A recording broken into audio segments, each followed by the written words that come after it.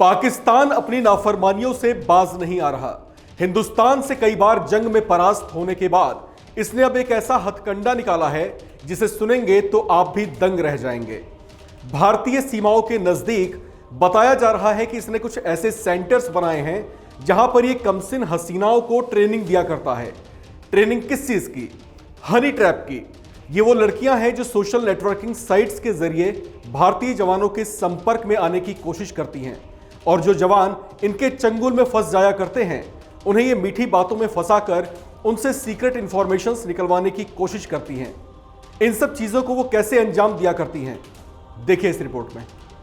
पाकिस्तान की काली करतूत का पर्दाफाश, कमसिन हसीनाओं को बना रहा हथियार। आईएसआई देता है उन हसीनाओं को ट्रेनिंग, फिर वो कमसिन हसीनाएं रिझाती हैं, अपनी दिलकश बातों से बहलाती हैं, अपने हुस्न के जलवों से बहकाती हैं, फिर भेजी जाती है अंतरंग तस्वीरें और बुना जाता है झूठे प्यार का जाल और उगलवाए जाते हैं वो राज जो देश से गद्दारी कहलाती है। जी हां, बिल्कुल ठीक सुना आपने। इन हसीनाओं के सहारे नापाकिस्तान एक ऐसे प्रोजेक्ट को अंजाम दे रहा है जिसे उसने नाम दिया है प्रोजेक्ट शेरनी।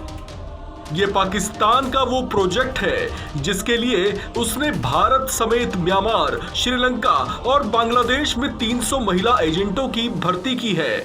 आमने सामने के युद्ध में कई बार पिट चुका पाकिस्तान अब इस हद तक उतर आया है कि उसने महिलाओं का इस्तेमाल करना शुरू कर दिया है।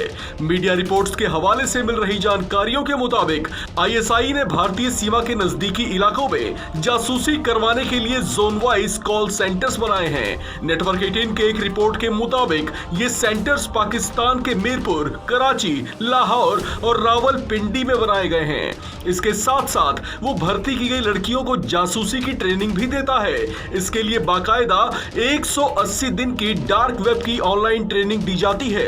एजेंट बनाने के लिए भर्ती में ऐसी लड़कियों को प्राथमिकता दी जाती है जिन्हें इंग्लिश में बातचीत के साथ कंप्यूटर की भी नॉलेज हो। इसके साथ साथ उन लड़कियों को हनी ट्रैप की भी ट्रेनिंग दी जाती है जिसमें उन्हें बताया और समझाया जाता है कि कैसे उन्हें अपने हुस्न का जादू चलाना है और कैसे अपने टारगेट को अपने जाल में फंसा लेना है। नेटवर्क 18 की एक रिपोर्ट के मुताबिक आईएसआई की इन महिला हनी ट्रैपर्स को जिन भारतीय सीमाओं के नजदीक रखा और सक्रिय किया जाता है उन्हें वहां की स्थानीय बोली, वहां के रहन सहन और धर्म की कुछ बुनियादी जानकारियां याद कराई जाती हैं। साथ ही उन्हें इस तरह से खुद को ढाल लेने की भी ट्रेनिंग दी जाती है, यहां तक कि उनके हाथों पर कलावा, चूड़ी, बिंदी, हिंदू नाम, गले में धागा आदि भी बांधने को कहा जाता है ताकि उन पर किसी तरह का शक न किया जा सके।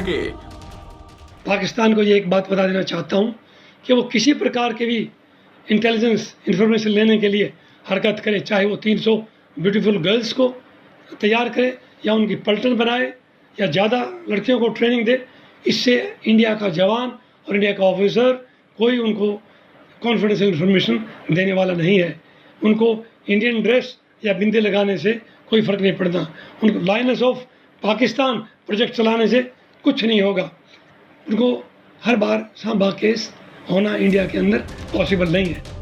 आपको ये जानकर हैरत होगी कि सोशल मीडिया के जरिए ये अपने जिस टारगेट को फंसाती हैं उसके लिए ये शातिर हसीनाएं कॉल करती हैं जिनमें गंदी और अंतरंग बातें की जाती हैं। दोस्ती जब और मजबूत हो जाती है और शिकार जब इनके जाल में फंसने लगता है तो ये शातिर हसीनाएं वीडियो कॉल कर अपने जिस्म की नुमाइश तक करती हैं। जोधपुर में तैनात भारतीय जवान प्रदीप भी इसी तरह के हनी ट्रैप का शिकार बना लिया गया था।